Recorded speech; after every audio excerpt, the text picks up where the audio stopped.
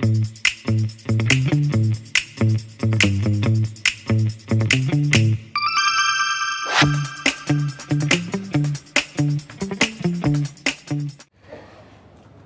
ke pertanyaan 13 Februari.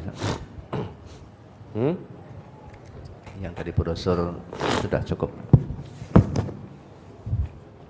13 Februari 2022. Iya. Nah, ini sudah mau Februari lagi nih. Oke, mari ya, mudah-mudahan Allah beri kemudahan.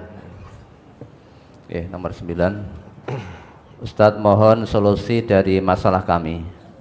Saya seorang ibu single parent, sungguh sulit mendidik dan menanamkan akidah dan pemahaman serta pengamalan agama secara sunnah kepada anak saya.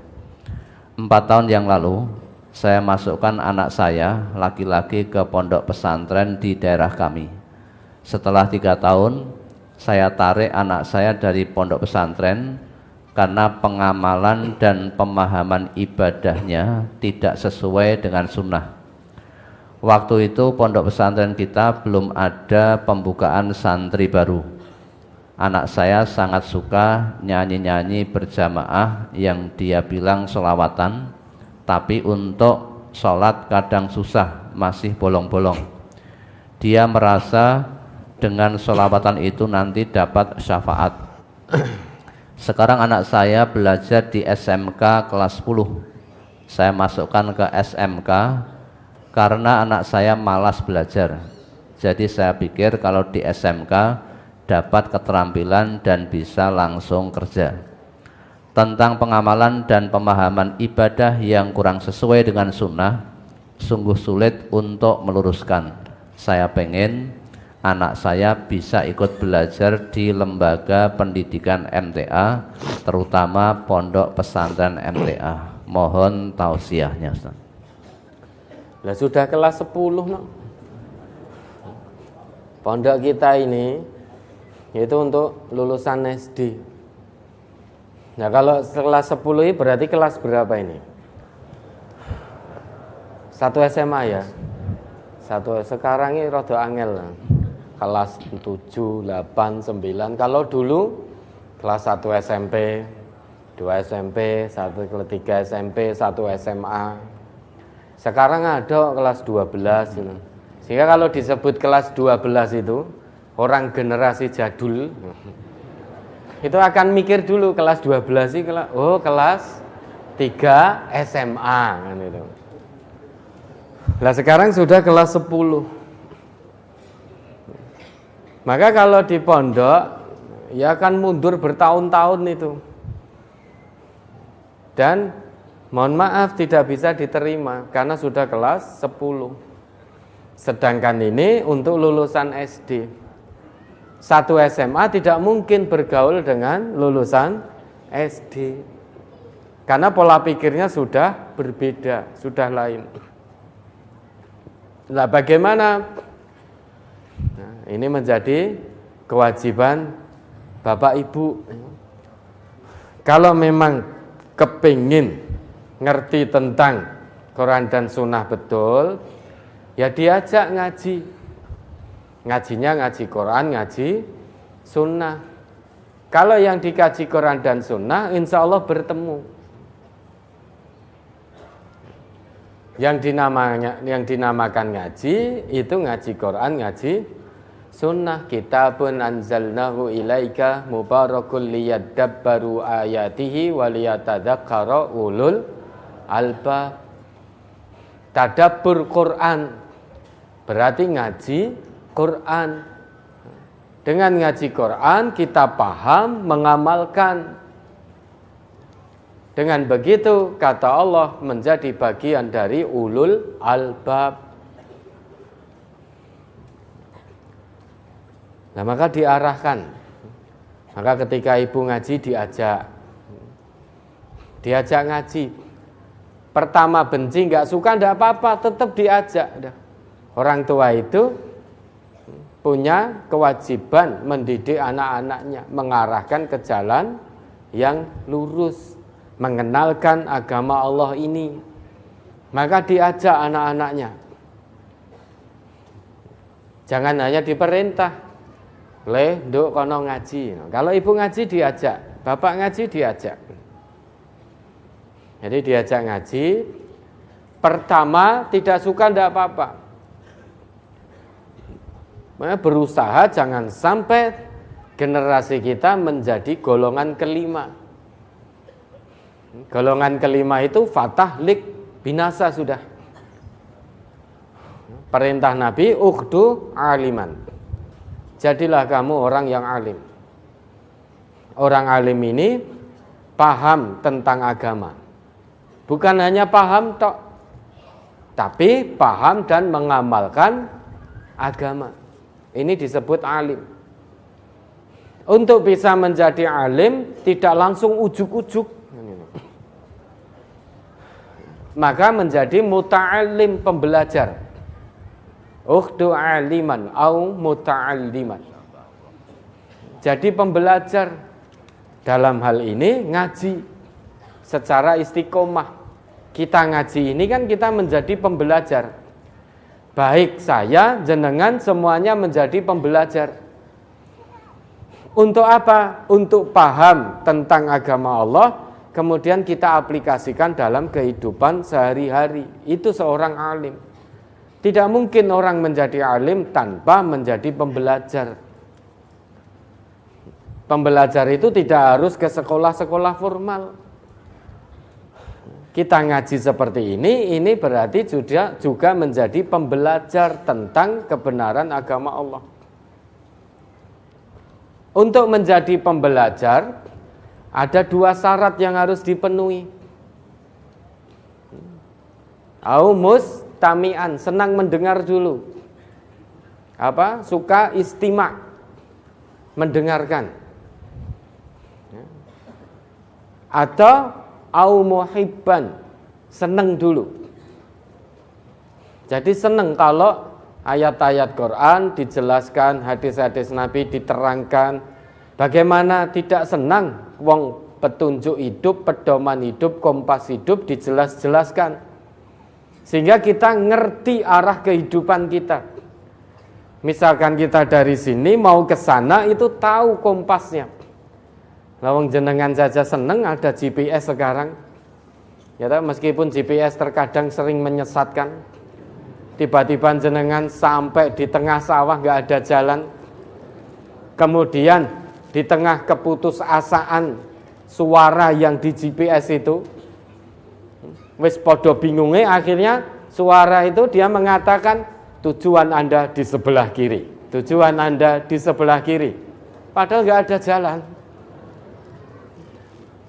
Itu pun jenengan suka mengikuti GPS. Mana rumahnya, mana tempatnya, Sherlock kan gitu.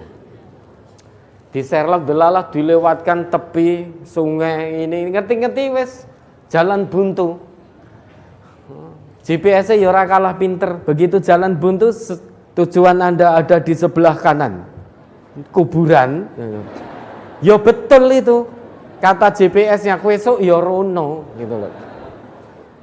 Tujuan hidupmu kuwi ya ning kono kuwi gitu. Ya di situ. Lah ini GPS kita dalam kehidupan ini, pedoman hidup, kompas, Quran Sunnah diterang-terangkan. Maka harusnya kita suka, modal awalnya suka.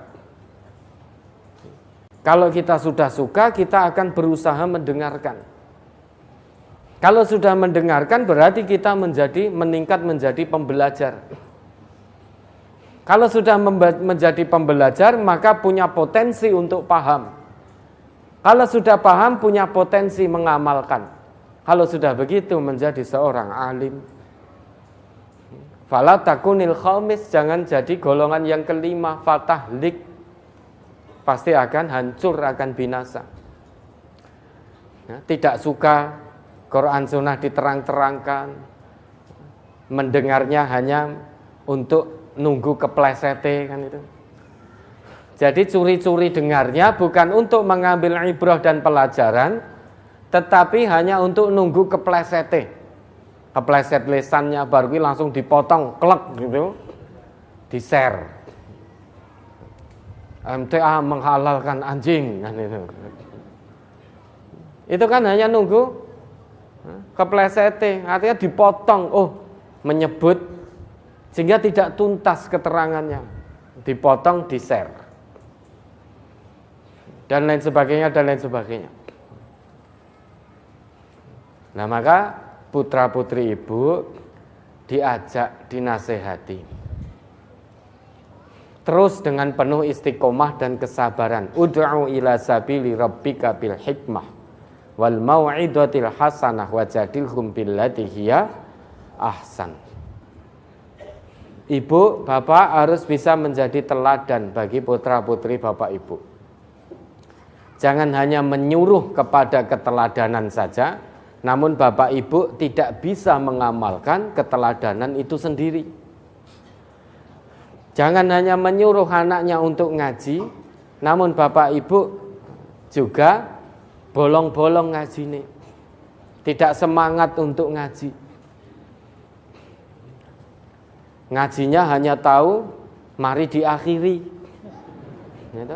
Berarti datangnya sudah menjelang akhir. Anaknya tanya, "Bapak Ibu tadi pengajiannya apa?" "Embuh le wong ngertine mung alhamdulillah, mari diakhiri." Maka harus bisa menjadi teladan.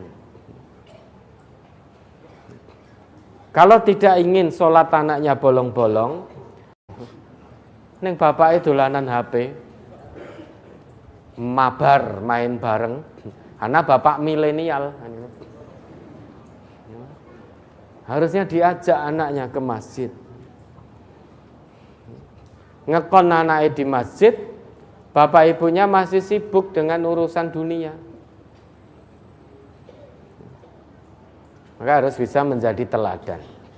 Selain itu, selain ikhtiar insani, terus bapak ibu doakan putra putrinya. Usaha insani saja tidak cukup tanpa doa. Doakan mudah-mudahan anaknya dibukakan pintu hatinya oleh Allah. Kewajiban kita ini terus menyampaikan kebenaran agama Allah dengan gamblang. Karena itu juga kewajiban Rasul kita. Wa ma'ala rasulina illal balaghul mubin, kata Allah begitu. Kewajiban Rasul kami hanya menyampaikan keterangan dengan gamblang. Perkara diterima oleh orang, diterima oleh anaknya atau tidak, kita punya kewajiban terus sampaikan kebenaran. Nabi Nuh, seorang Rasul, seruannya, dakwahnya tidak diterima oleh anaknya, tidak diterima oleh istrinya. Tetapi kalau kita melihat usaha dari beliau sampai detik-detik akhir itu, sampai detik-detik akhir terus menyeru anaknya agar menjawab seruan ayahnya yang diutus oleh Allah. Sampai pas waktu banjir, Nabi Nuh kan masih menyeru, "Ya bunayyarkam ma'ana." Wahai anakku sayang, ya bunaya, tetap dengan panggilan kasih sayang. Jangan kok panggilan yang tidak menyenangkan didengar oleh anak. Harus dengan panggilan kasih sayang, ya bunaya. Wahai ananda sayang, irkam ma'ana, naiklah bersama kami. Tetapi sampai last minute, sampai waktu detik terakhir anaknya menolak.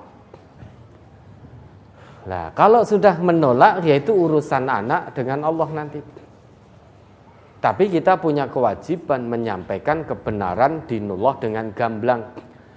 Nang atau ndo, agama ini bukan agama ikut-ikutan.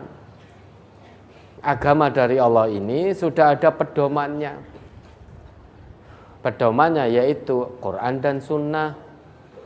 Kenapa toh? Kok Nabi kita mewariskan Quran dan Sunnah? agar kita tahu cara beribadah yang benar kepada Allah. Karena hanya untuk itu kita diciptakan oleh Allah.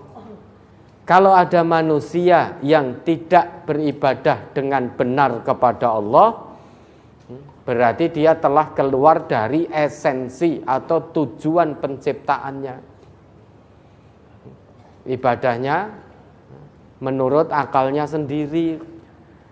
Nah, adanya Nabi kita diutus, Allah turunkan Al-Quran sebagai petunjuk manusia. Lah kita ini manusia apa bukan? Gitu.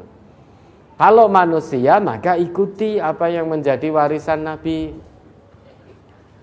Memang awalnya Quran itu hudal linnas, petunjuk bagi segenap manusia. Namun ternyata ada yang tidak mau menjadikan Al-Quran sebagai petunjuk. Ada manusia yang tidak mau menjadikan Quran sebagai petunjuk. Karena ada manusia yang tidak mau menjadikan Quran sebagai pedoman hidupnya, yang awalnya hudal linnas, maka menjadi lebih khusus lagi, lebih spesifik lagi, menjadi hudal lil muttaqin. Hanya orang-orang yang mengharapkan, merindukan derajat ketakwaan di sisi Allah sajalah yang mau menjadikan Quran sebagai pedoman hidupnya. Untuk bisa menjadi hamba Allah yang bertakwa, itu tidak bisa tanpa iman dan amal soleh. Untuk bisa beriman dan amal soleh, tidak bisa tanpa mengikuti tuntunan Rasulullah. Karena Rasulullah itu yang paling paham tentang agama ini. Rasulullah yang menerima wahyu Al-Quran. Rasulullah yang mengajarkan Al-Quran. Rasulullah yang langsung mempraktekkan, mencontohkan tentang tata cara ibadah yang benar kepada Allah. Kewajiban kita hanya mengikut ittiba'u Rasulillah. Untuk melakukan satu ibadah, lihat dulu ada contoh tidak dari Rasulullah. Ada contoh atau tidak? Bagaimana Rasulullah terkait dengan satu ibadah ini? Apakah secara fi'il beliau mencontohkan, atau secara qaul beliau menyabdakan, atau secara takrir beliau mendiamkan? Maka dilihat lah katanya fulan-fulan, itu kan katanya fulan. Kita lihat kata Allah, kita lihat kata Rasulullah. Nah, sesudah itu terus doakan. Mudah-mudahan Allah mudahkan untuk menerima seruan kebenaran dinullah ini. Tapi kalau untuk di pondok pesantren MTA, pangapunten mohon maaf, tidak bisa. Karena sudah kelas 10. Nah ini berarti mau kelas 11. Kan sudah 1 tahun ini. Kan pertanyaan 13 Februari. Ya, toh? Maka biar tetap di SMK situ, tingkatkan terus pengawasannya. Kalau putra panjenengan malas belajar, apa dikira di SMK bisa mendapatkan keahlian dan keterampilan? Wong malas belajar, ya tetap tidak bisa. Maka terus dorong biar semangat. Orang Islam itu semangat belajar. Orang Islam kok malas belajar itu keislamannya dipertanyakan. Orang Islam itu semangat belajar. Karena orang Islam salah satu kewajibannya menuntut ilmu, tholabul ilmi faridotun ala kulli muslimin. Menuntut ilmu, belajar itu kewajiban orang Islam. Belajar harus semangat. Belajar harus bersungguh-sungguh. Belajar harus sabar. Belajar harus istiqomah. Belajar harus landasannya lillahi rabbil alamin. Ada lagi?